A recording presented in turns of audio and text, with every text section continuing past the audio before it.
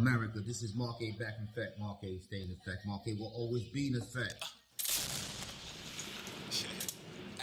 Life is a bus, so the service a must. They make you turn up your phone before you get off the bus and make you wanna go home, dog. There's nowhere to run, so you must sleep through day 0 to get to day 1. And 9 weeks later, last week was my wife's birthday. Okay, we went out to.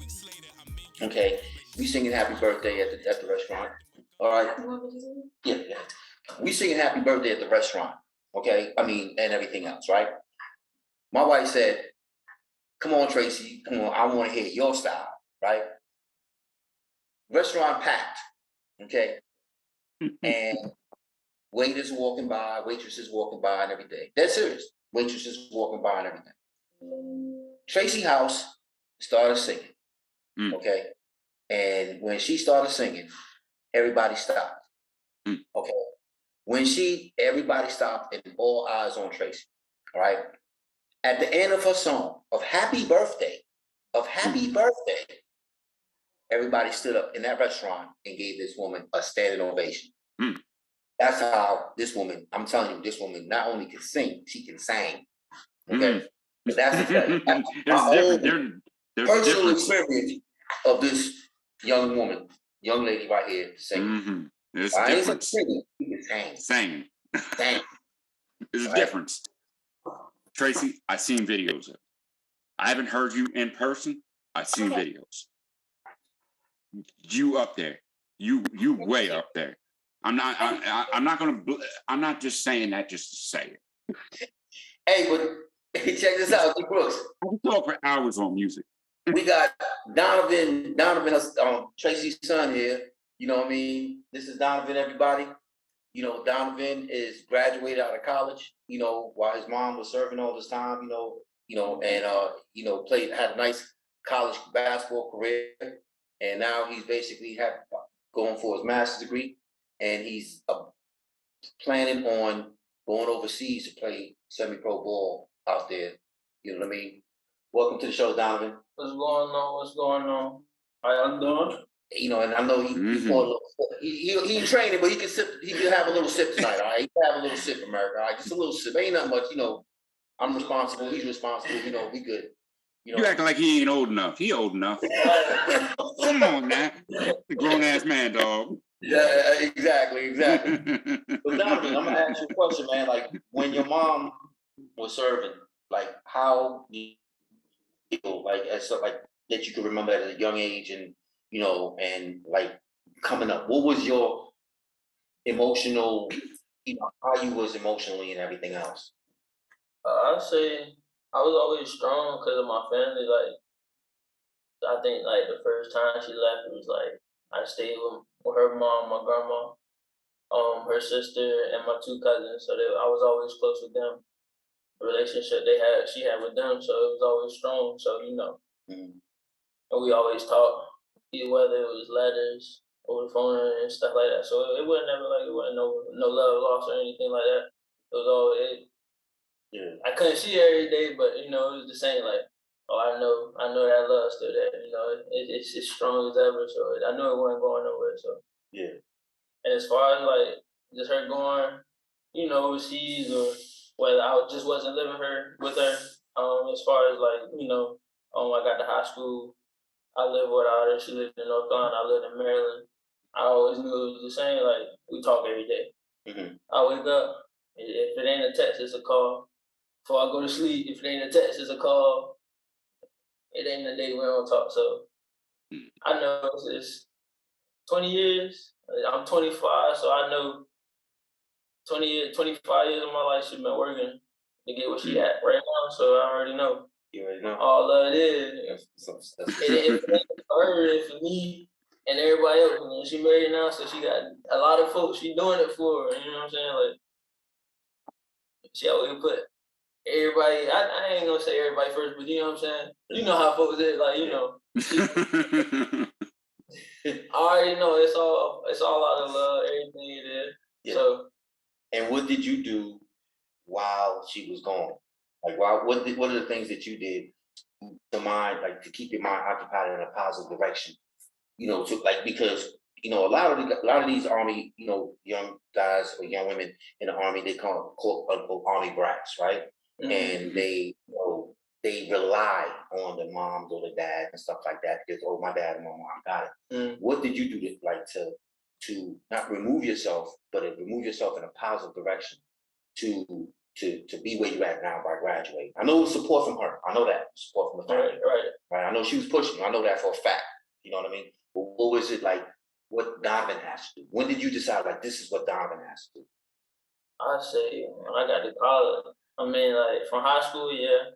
But like when I got to college and I was there on my own, I'm like, damn, I want to explore this. Like, hey, I'm her only child, so if I wanted it, yeah. When she was away, yeah. she overseas, Kuwait. Mom want this. I mean, it was still like that in college, but I like as a mindset, you older, you like, I don't really want to answer that much. You know what I'm saying? I know mom's working, doing this. I'm gonna ask her a pair of shoes because I know why. Like she don't like this, but hey. I might say in college. I asked for a steak. She ain't like that one. That's all I asked. I was like, that's all I want. You ain't got to give me nothing else. All I want. She ain't get it for me though. Ain't got to be much. You know everything else. She got me some shoes, everything else like that. But as far as getting to college and just like living on my own, like yeah, she used to help me out and everything like that. But it's like every day I'm on my own. Like man, I gotta eat now. You know what I'm saying? Like yeah. I can't. Mom, what we eat for dinner? I can't do that. You know what I'm saying? So as far as that, like, damn, like I gotta figure stuff out. Like then I'm on a schedule. Like yeah, I had a schedule in high school, but every day, like, it's weights, you know what I'm saying? Class, study, study hall and everything like that. So I'm like on the schedule, like, I'm a grown man time right here. Like, I ain't depending on moms to wake me up for school or, you know what I'm saying? Like, it's my time, like, I gotta do this as far as, you know what I'm saying? Like being on my own and everything like that. So that's where that came in right there. Yeah.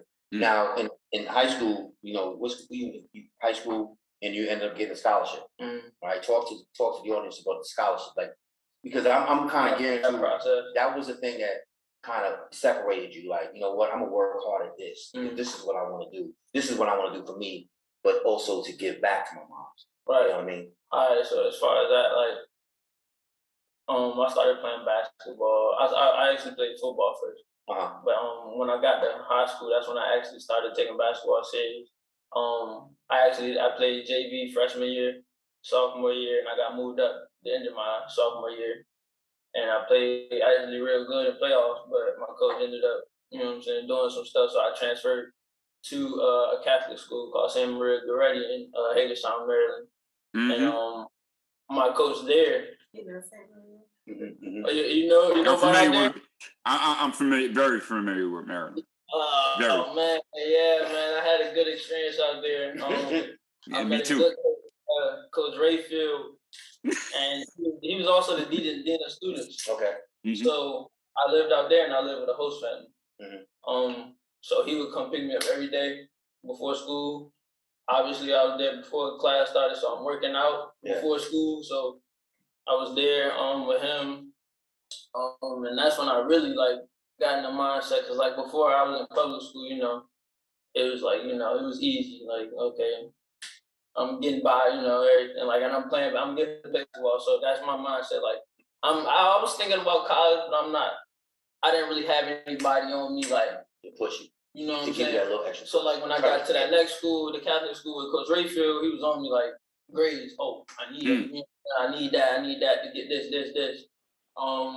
But he ended up leaving due to some family issues, and I understood that. But just that bond, he came to pick me up every day, took me home every day from school and everything like that, and I wouldn't have had that anymore. And even if I did, it wouldn't have been the same bond. He the one who got me out to come up to that school, so I transferred back to that's where I first went. I graduated from Springbrook. I ended up transferring to rival school where I started off at. And I ended up, obviously, yeah. Man, that first day we went back. Oh man, I'm trader. Yeah. Man, when I come back to the rival school, I'm like, oh man, know what I mean?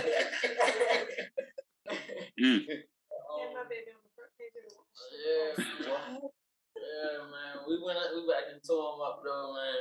But high school, that's when I was like, all right, but as far as my junior year, that's when I really got in the mindset of like, okay, and like, and Coach Rayfield, he was another one, like that pushed me, and then my uncle Charles on my dad's side, they got me like, okay, this is what you need as far as education wise, like SATs and everything like that. But also, this is what I would put out there for like younger guys that like that want to further this going to college and everything like that. So my grades were always good enough to get by and play basketball and everything, but they weren't enough to where I had to get this and this on the SAT or ACT, and I wasn't always the test taker. I always passed everything, but I wasn't the best test taker.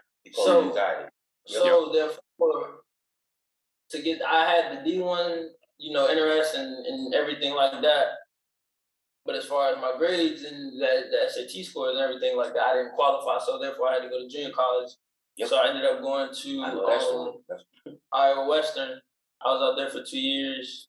It was a good experience. Transferred from there to a D1 in Louisiana, Monroe. I was there for a year. The coach that actually recruited me there, he ended up getting fired at the beginning of the season, so he didn't even get to go preseason workouts with me or anything like that. So the coaches that did recruit me there, they knew about me through word of mouth and everything like that. But it was just like, it wasn't the best situation for me. Yeah. So if you're not on their radar. What's that? If you're not on their radar, you ain't never gonna be seen. That's just how it is. I understand it. Right. So, and as far as that, man, I was just like, I love the experience out there. As far as school wise, man, that's my favorite school. But basketball wise, I was like, this is what I want to do. Yep. Because you are successful and you will be. That's right. Yeah, Mama. Powerful because you are my son. There it is. That's right. Well, there's something I noticed when Donovan was speaking. I saw, and I'm gonna run, and I'm gonna take a screenshot of this, and I'm gonna put it up right now. Boom, there it is. That'll be edited. Smile. I already know you're gonna. No, what I'm saying is there was a look that a mother, when her son or daughter is speaking, there's a certain proud and dignity in an accomplishment in what you have accomplished for them to take the reins and run with it. And that's what I'm saying. That's what I'm saying. Yes. I'm very proud of him. He is my greatest accomplishment in life. Goddamn, you making me goddamn. Yeah, he is. He really is. When I think about his very existence, his life, I glow, I melt inside. I love him. I'm very proud of him. What's wrong with it? What's wrong with it, man? Yeah, I'm very, very proud to be his mother. Now, Donovan, I'm sorry for cutting you. I'm sorry. Donovan, what advice would you give to other Army or military quote brats or children? Dependents. They say dependents. Absolutely dependents. What advice would you give military dependents on the mindset or or because you knew what your mom was doing it for. At a very young age, you kind of didn't, but then as time you got older, you started to realize it. What advice would you give them? Like, what advice would you give them today? Just to be mindful that when they do leave you, it's to put food on the table. Like, it ain't never because they want to get away or they choosing to go away. Just like the parents that stay home and go to work 20 minutes away from where you go to school at. Somebody telling them they got to come to work every day. Yeah. That come to, you know what I'm saying, drop you off at school or pick you up from school. They got somebody telling them coming to work. You know what I'm saying? Like they just doing it a different way. Yeah. That's why you don't know. You might know. Like I didn't know what my mom was doing in the army until I got into like middle school or like late middle school, early high school. So like as far as I'm thinking, like she going over there in combat, like you know, like I don't know, like yeah, she called me every day, but like she gonna tell me, but like it's everything she can't tell me. So like you also over there watching the news, like, so like as you just gotta think about it, like the same way people over here work, your parents over here working, they working over there trying to get back. Like your mom be like, "Oh, I'm trying to get off work. I'm ready to come home and cook." Yeah. They just trying to say, I'm trying to come back home and see my kids. They ain't worried about cooking. I want to see my kids. So like, it ain't never. They trying to get away. They doing what they gotta do for. They know they love you, and they just know that they doing it for something else too, because they stronger than a lot of folks that's working just over here. Yeah. You know what I'm saying? So they some strong folks. Well, y'all some strong folks to do that. Y'all gotta leave us knowing y'all gave birth to us, and I was like, I know. Well, Donovan, I do have to say you weren't present for something I said to your mother, and I'm gonna tell you it straight to your face. I don't talk stuff or behind people's back, and it's not that I was talking bad. This is very, very good. When people are deployed, when soldiers are deployed, and their dependents are back home, I, honest to God, feel in my heart that the dependents have it worse. And the reason why I say that, y'all don't know what the hell is going on. We over there. We know what's going on. Y'all in dark. Speak about that a little bit. I say like when she was mostly overseas, I was a little bit younger. Like I was with my grandma and everything like that, so I remembered it, but it wasn't never really like I didn't know what Iraq was. I didn't know what you know what I mean. Like I knew she was going far, but I didn't know like as far as like where or why. Understand like what is that? Like I'm not, I'm not living the kid life, so I'm not thinking as far as like dang, like it could be bombs and everything like that. You know, like I'm thinking, as far as in that age, like so as I'm thankful that when I did get to like middle school and everything like that, she was moving. I want to say you moved to like Kuwait and stuff like that, but I never heard her going to Iraq or Afghanistan like that while I was in that. Because you were 5 and was 9 when I was in Iraq. 5 and 9.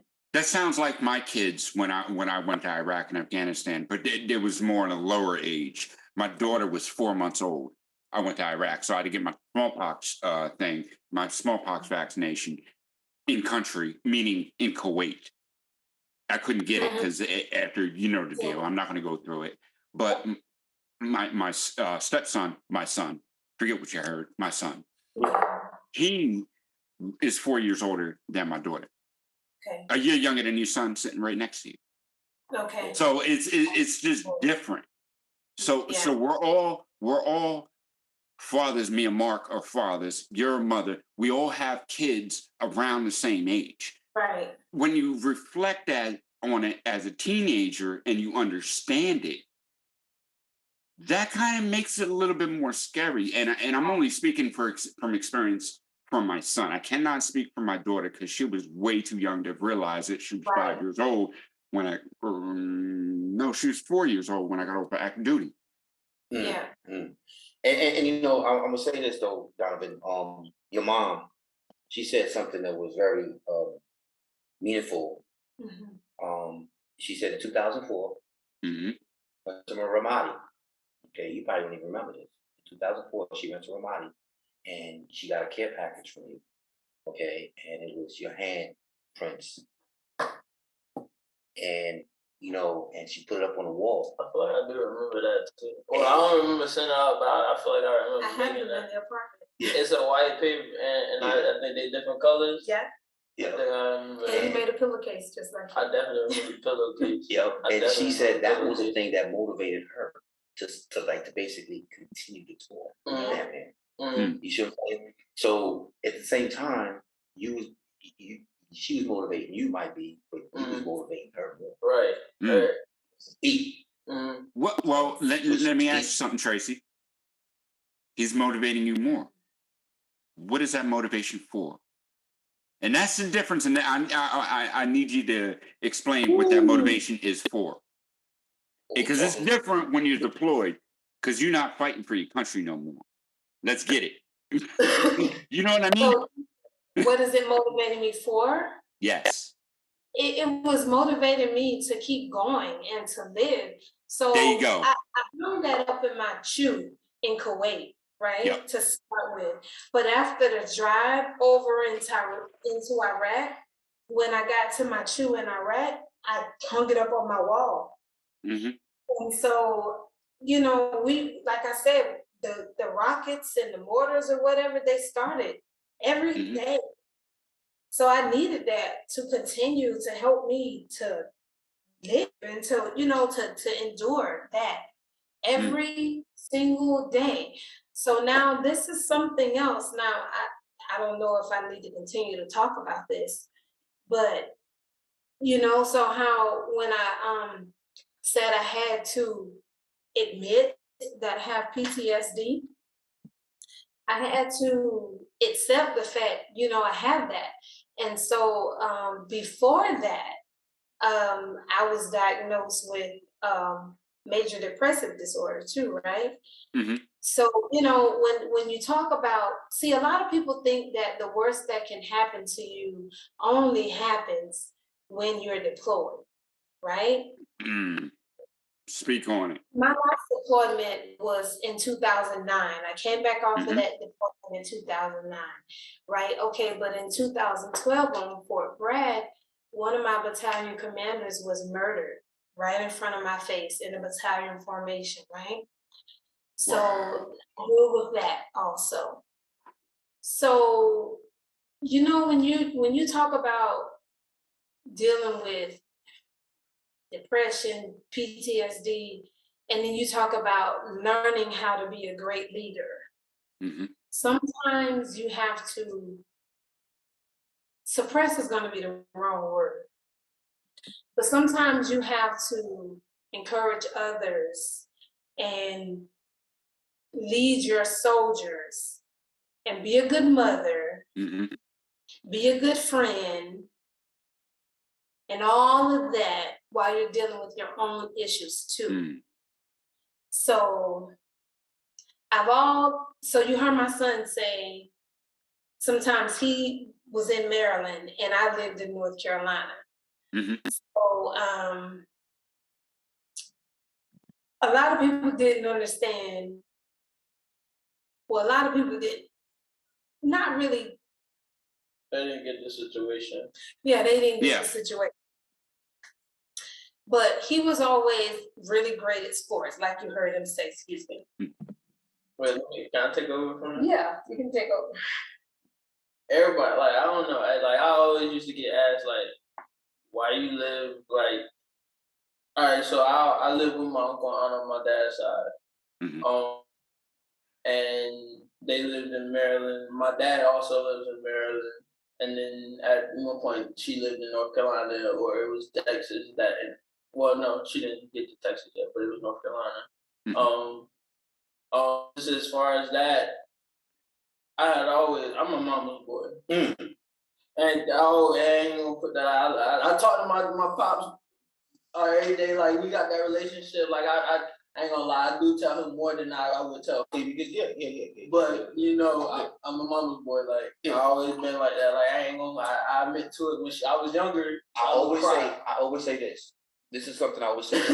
A woman can't teach another woman, a young girl, how to treat a man. Right? Only a man can teach a girl or young girl how to treat a man. Your mama going to teach you how to treat a woman. Right. That's what your dad can't teach you how to treat a woman. Your mama teach you how to treat a woman. That's what I always say. In other words, if this is for all the people trying to look back in a relationship or get into a new relationship or whatever, and this is going off the military talk, and this is part of what we do beyond the reverb. So if you're looking for a thing, stop looking first. But if you happen to find somebody that you like and they like you, well, for that woman, how does he treat his mother? How does that daughter treat her father? The relationship, that's where it comes from. Because if they don't respect your mother, if a man doesn't respect her mother, they damn sure ain't going to respect you. It's different in the military where you can still be close and not physically be there. You feel it. Yeah. It's there. Yep. Just the situation of me living away from her was just like, at that point in time in high school, I was with my Uncle Nana and she was in North Carolina. I ain't gonna say I was used to her being away, but like I was strong enough to still love her and live away from her. But also I played sports, and I had my uncle, I had my cousin that I treat like my older brother because I don't have an older brother or anything like that. He lived with my uncle at the same time, and I had that role model, that person to look up to, that pushed me to actually want to play basketball and everything like that. So that is why I did live up there. And like obviously I did play basketball when I lived with her because I moved back and forth growing up, and I think I was like in 6th and 7th grade when I did live with her, and then you had ended up moving to Germany, so she did ended up moving overseas, and I think she tried to really come over there, and I went over there and I visited, and I was just like, man, I don't know if I can do it. Like, you'd have moved like Cali or something like that. Like, all right, let's go. But I went over there and I liked the experience and everything like that. Well, how old were you when you went to Germany? I was going into I want to say that was. So that was in either freshman.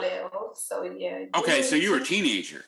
Yeah, I think I was going into 10th grade. Yeah. Okay. Yeah, I was going into 10th grade. I was going into 10th grade. I had a girlfriend my freshman year. I was like, man, I told her, and she was like, oh, well, we can't do it if you go to Germany. I was like, that was harder, right? No. No.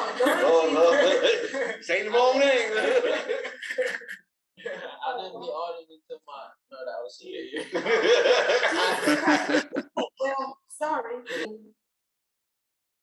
We all did it together. And you know what? And he's accomplished a lot. And he's going to continue accomplishing. I know that. Oh, yeah. I know that. I know he's going to continue accomplishing. Be advised, you're going to see this guy out there, Donovan Ward. Trust me when I tell you, you will see. Remember that name. Okay, remember that name. Okay, remember that name. Now, Traci, there's a person I know that's a part of your life that is one of the reasons why you joined the military. You know what I mean? And you was given his name. Yes, okay. I know in the last few weeks it's been very difficult for you. Yes. I would like you to kind of mention him a little bit, if you don't mind. Yes. You know what I mean? If you don't mind, I know him personally, and I'm gonna tell you, that's another show. Okay, that's another show. That's another. But I'm just gonna give you a little like I would like you, being the person that they named your mom and dad named you after. You know what I mean? How did you just talk about it just a little tad bit, if you don't mind. Yeah. My Uncle Traci. How long did he serve? My uncle served 20 years, a little over 20 years. Sergeant First Class retired, Traci Armani Sweeney Jr. He was a great man. I am his namesake. He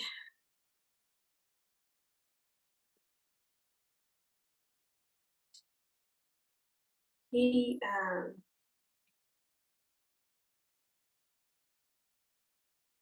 he recently departed this life on August 30th.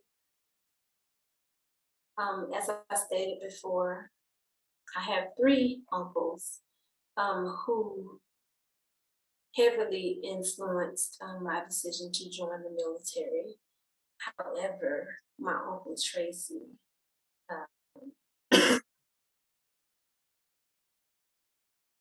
um, is, I'm sorry, I'm just, It's still fresh. Yep. Take your time. it's very fresh. He is, was more like a father to me. Mm-hmm.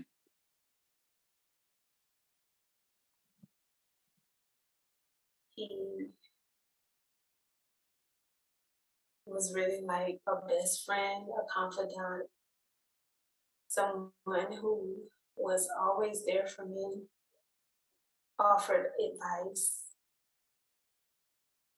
My son and I actually, honestly, let me back up before that.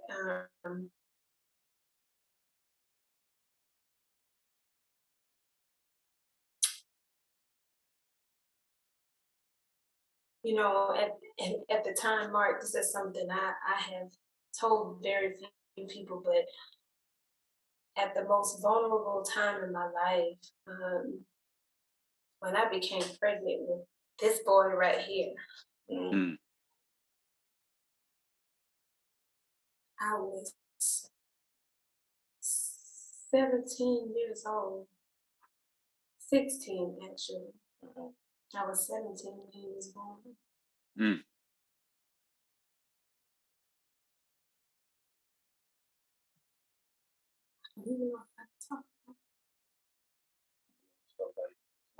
Not forcing you to do anything you don't want to do. No, he wasn't, but he was. That's when I knew that he was a person that I really, really could trust. Put his arms around you and say, "Come on, it's gonna be okay." Yeah. I know it. And he's never changed. Yep. I know it. I know it. And not having him in this world has been so different in this short amount of time. But he was one phenomenal man. And I can, just the way that, just hearing other stories about him has been so comforting. Since the time that, he's left us, just to know that others felt, the same way or very similar about him as I did in my family. But, he served in the Army, and just to hear,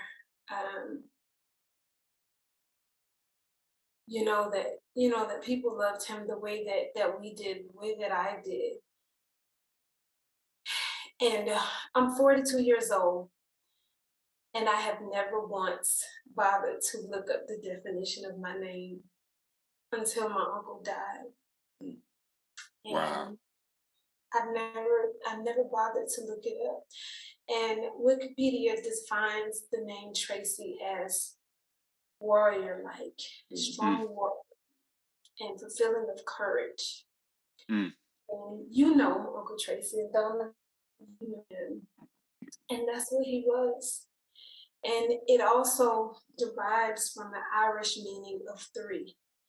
And you all know that in our family there were 3 of us. Yep. You, Traci Jr. Yeah. And And the name also means warlike. And if you think of him in his body build, he was very huge and his hands were massively big.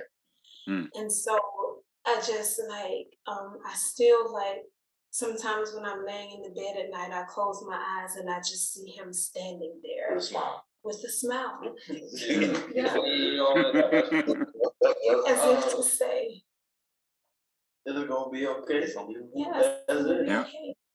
So I really miss him, and I'm still trying to process this loss, you know.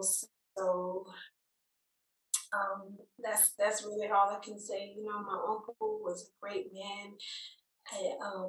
I've suffered a great loss, but I know that he would want me to, you know, just pick up these feelings and just live. And you're gonna live because he's right here. Yeah, he's in my heart. Always. He's not gone. He's not physically here, but he's not gone because he's living in your heart. Mm-hmm. You know, I would tell you, I've had plenty of conversations with Uncle Traci. I call him Uncle Traci. I'm dead serious because I've had plenty of conversations with him, you know, and I'm talking about one-on-one conversations. And the wisdom, just the wisdom, and just the like non-judgmental, you know, just the way of the listening, it's phenomenal. Like I don't know if you could teach that. I'll be honest with you. You It's can't. just nature. His nature is like that. You know, I mean, he came to my retirement ceremony. Yeah, You he's know, very proud. yeah, and it was like I felt like I felt the proudness. You know what I mean? Like, hey brother, you did 25 years. You know, it was like that. Hey brother, you did 25 years, man. You know what I mean? You know, you should be celebrating. Breathe. You know, you know what I mean? Yeah. You know, but there's just certain things that he says, like you're like, damn, you know what, I should be. Or, you know what I mean? Like things like that. It's absolutely phenomenal individual, phenomenal man. You know what I mean? And I understand. I totally understand. You know, Mark, but I'm not going. Mark, you don't need to tell me. Yeah. I'm on the phone with you plenty of nights. You told me about Uncle Traci when he was still in the hospital. Yeah. And I'm starting to get emotional because I didn't meet the man. And I didn't meet the man that I compare him to, is my father-in-law, because he died a month or two before I met my wife. I never met my father-in-law. There's certain people in this world that carry themselves at a certain grace, at a certain presence.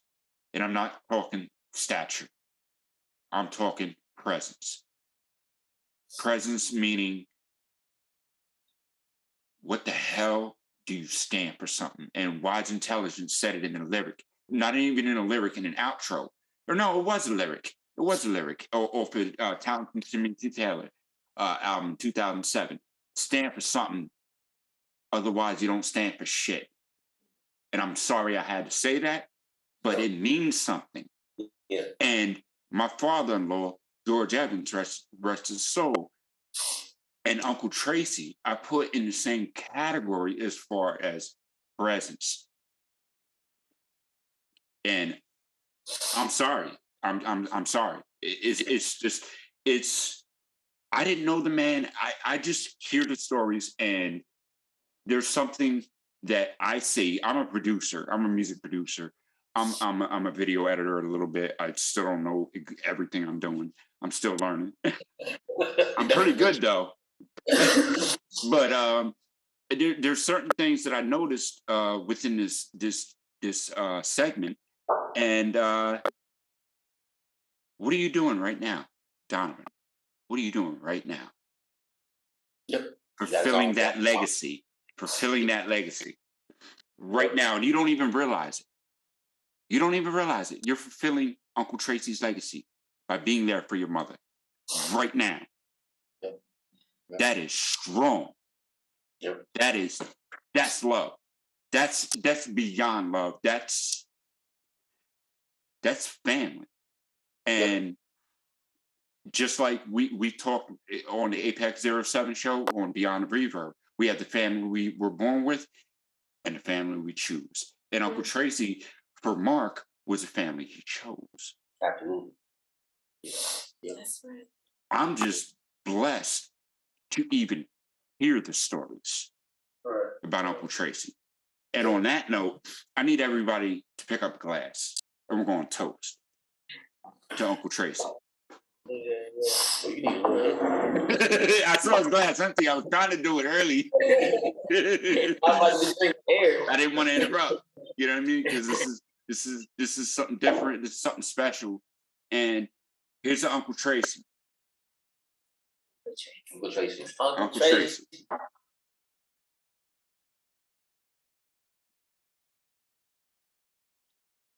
You know, Tracy. Now we got you where you got. I want you to show the world that you can blow. I need you to blow. Show them. What would you like me to say? Whatever you want to say. Whatever you want to say, Mama, you sing it. Okay. I'm gonna sing a bridge over troubled water. There you go. I'm a mute.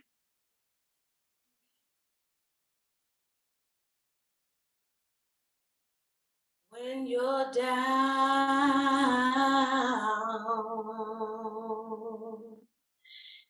and trouble,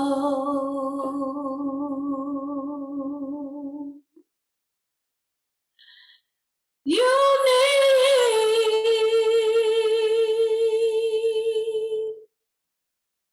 some loving care.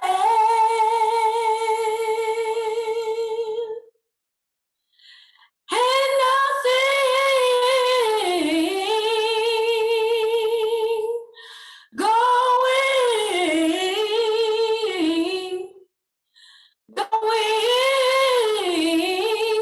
right.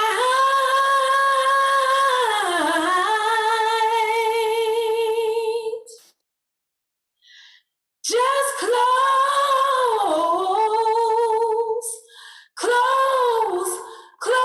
your eyes and meditate on him, and soon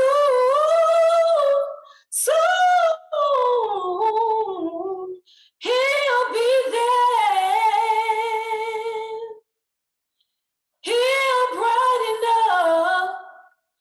He'll brighten up your darkest night.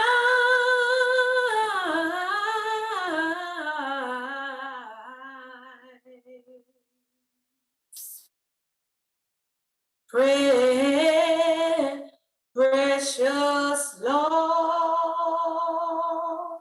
take my hand, lead me on, let me stand. I am tired, I am weak, I am worn.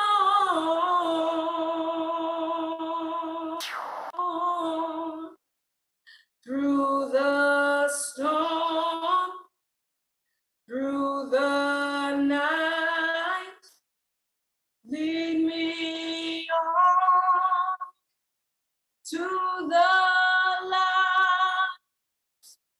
Take my hand, precious Lord, and be my friend. Woo! I told you. Don't Hold go up. Hold up. believe it. Okay? Hold up. This is going to be distorted. I'm gonna have to sample that. Yo, I told you, America. I told you. No, I won't. I'm telling you right now. I told you. I'm making you believe. That's what it is. You know? Now, I'm not going to be there like, give it up for Wendy Watson. No, she's good. Like, she's unbelievable. Did I say number 3? What? He lying. I said, Patti LaBelle. Look at the other camera. Fantasia. I said Patti LaBelle, Fantasia, and Traci House. I told you. I said that. Y'all talking about Whitney Houston? I said that's number 4. And y'all said Jennifer Hudson, number 5. I said that's just my opinion. I'm sorry. You know, what Donovan said earlier, it's about what? Politics and what? Promotion. Right? You know, that's all it is. No politics, no promotion. We promoting it right now. Y'all heard it, America. Y'all heard it. Traci House coming out. Contact her. Period. Hey. Man. Traci, I got one more question. Okay. Here we go. One more question. Okay. Everything that you said throughout this whole hour and a half, 2 hours or whatnot. Okay. No, it's over 2 hours. It's all good. You know, we got Donovan in here talking about like separations and stuff like that, and what he's done and he's accomplished and everything else, the memories, you know, and things like that. I'm gonna ask you one question: would you do it again? Would you join the military, United States Army, and be where you are today, right now? Would you do it again? Would you do it again? Would I do it again? Not knowing the outcome that you will have now. For God and country. That's excellent. We ain't asking reasons. Yeah. Would you do it again?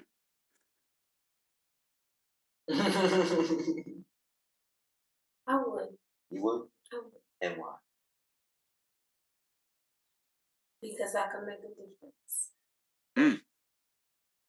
Damn. I do respect that answer too. To who? To who? Who's getting the receiving end of that difference making? My Just son saying. and the soldiers' lives that I can make a difference. That part. That part. That's a leader. That's a leader, Monica. That's a leader. That's the definition of the leader. Nothing more to be said. Apex 07. See you next week or next time. Peace.